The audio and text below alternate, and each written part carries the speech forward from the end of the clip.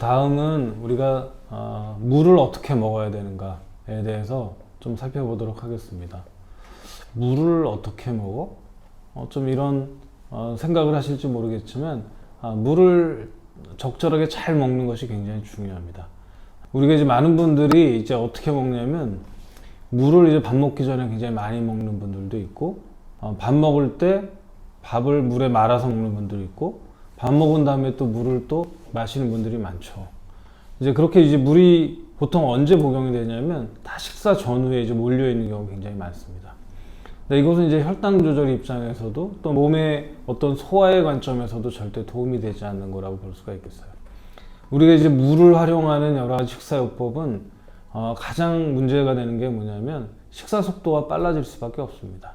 대부분 바쁠 때 금방 먹기 위해서 지금 대충 씻고 그 다음에 물에 말아서 또 이제 대충 씻고 그냥 물을 먹어서 삼키게 되는 경우가 많은데, 그렇기 때문에 이런 경우에는 식후고혈당으로 가기가 굉장히 쉬운 그런 상태로 이제 몸이 바뀌게 되는 거죠. 근데 잘 생각해 보세요. 밥을 먹을 때는 가급적 물을 적게 먹어야 됩니다. 물을 적게 밥을 먹으려면 어떻게 해야 될까요? 천천히 먹을 수밖에 없죠. 우리가 꼭꼭 씹어서 먹기 때문에 침이 나오죠. 침이 나와서 꼭꼭 씹어서 삼키게 되면 이제 먹는 속도가 이제 상당히 시간이 걸리게 되죠.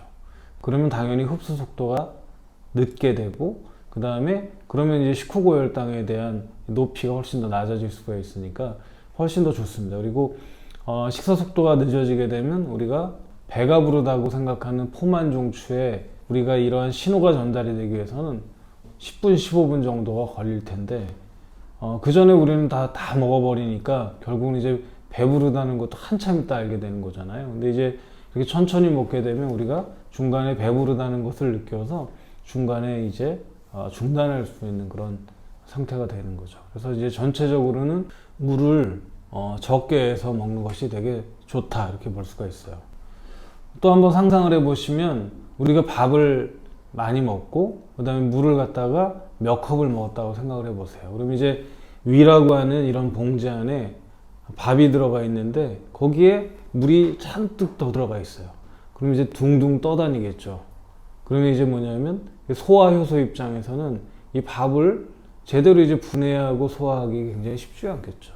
그런 여러 가지 관점에서 놓고 보면 물을 적절하게 먹는 게 굉장히 중요하다. 그러면 이제 물은 언제 먹어야 되는가? 물은 이제 밥을 이제 먹고 나서 뭐 한 30분, 1시간 정도 있다가부터 먹는 것이 좋습니다. 한 밥을 먹고 한 1시간 정도가 지났다.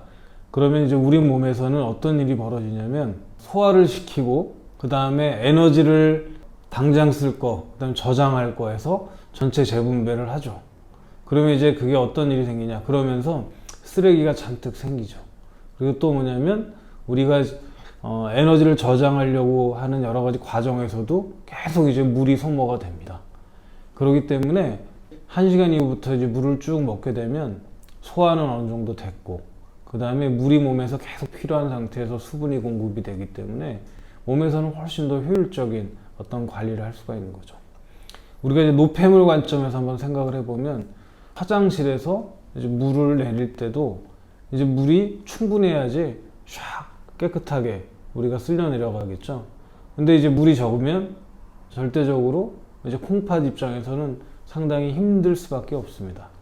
그래서 특히 이제 고령의 당뇨병이 있는 분들의 경우에는 바로 이런 수분 섭취에 의해서 콩팥 기능을 예방할 수 있는 효과도 생각보다 상당히 이제 중요할 거로 생각을 합니다. 그래서 이제 우리가 혈당의 조절의 관점, 그 다음에 식사 조절의 관점, 그리고 수분 섭취에 의한 이런 콩팥에 대한 보호에 대한 효과, 이런 여러 가지를 고려를 해보면 우리가 물을 적절한 시기에 잘 먹는 것이 되게 중요하다고 볼 수가 있겠습니다.